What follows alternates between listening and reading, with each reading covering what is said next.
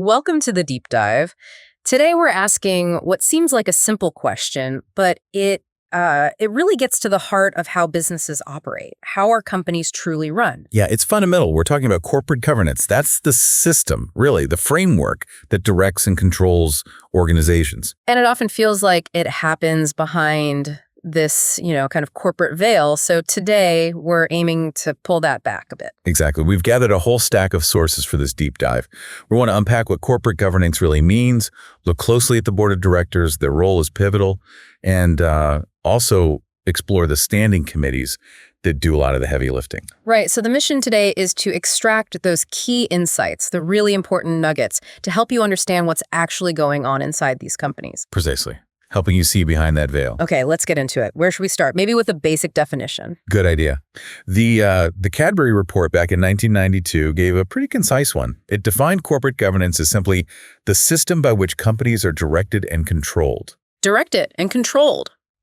Sounds straightforward enough. Well, yes and no. It sounds simple, but it highlights just how vital the leaders are, primarily the directors. They're setting the long-term course. For who, though? Just the shareholders? Traditionally, yes, the focus was shareholders, the owners. But now it's much broader. You have to consider customers, suppliers, the community, regulators, all sorts of stakeholders. Okay, so it's complex. And it's more than just following the law.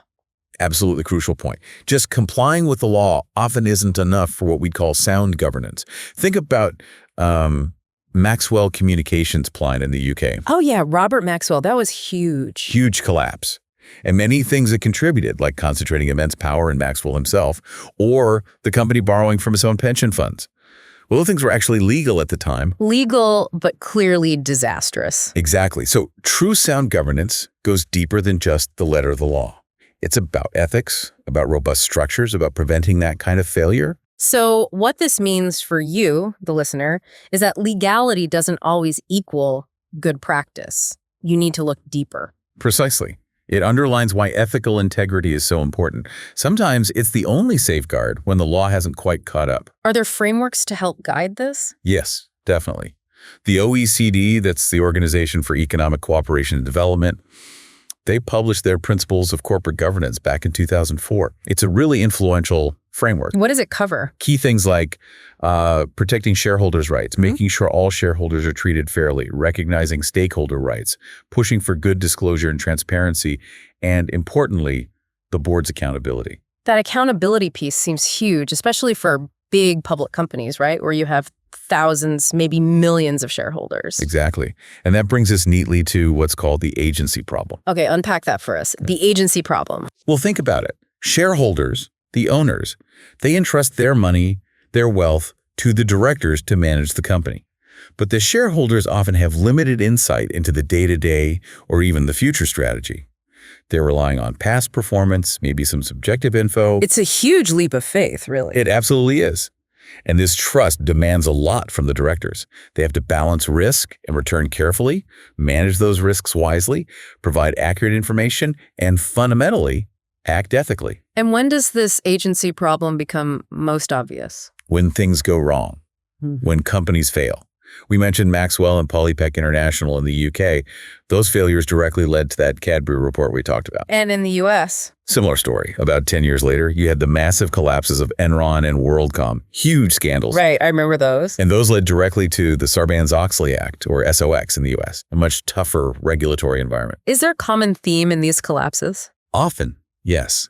You tend to see highly successful companies, seemingly invincible, run by very powerful individuals.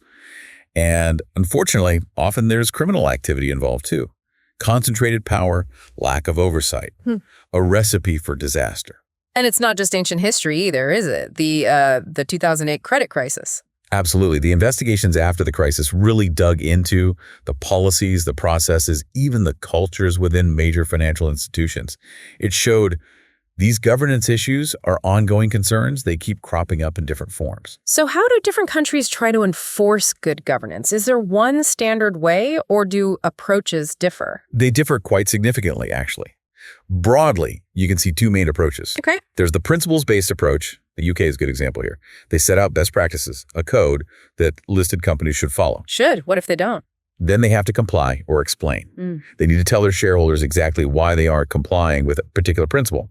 And it's not necessarily a soft option because complying might be a condition for being listed on the stock exchange. Okay, principles-based with an explanation required. What's the other approach? That's the rules-based approach. The U.S. is the prime example, especially after Sarbanes-Oxley. Here, the standards are written into law. They are mandatory. So much more rigid. Yes. SOX, for instance, has very detailed legal requirements.